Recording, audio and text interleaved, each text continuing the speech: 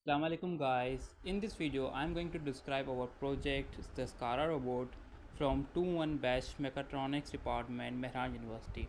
So this is our project the SCARA robot. It contains total 3 joints, 2 rotational joint, 1 prismatic joint, and we have an end factor at the end which is used for pick and place. On the screen now you can see it is now about to pick the object from a particular point A and we will drop this object at particular point B. Right now we are providing command to the SCARA robot manually, like to pick the object, go up, turn left or right and leave it at the point B. But we can program it to do the task fully automatically. Then it will do the repetitive task of picking the object from point A and dropping it to the point B without any human interference and assessment. These points will be the permanent points to pick and place until we want to change its position. Now you can see on the screen that the robot is about to drop the object at point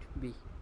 As the SCARA robot drop the object at point B, it will go to its initial position, which is the 0 position we have described in our code. So we have seen it's working. It's about time to see the components we have used.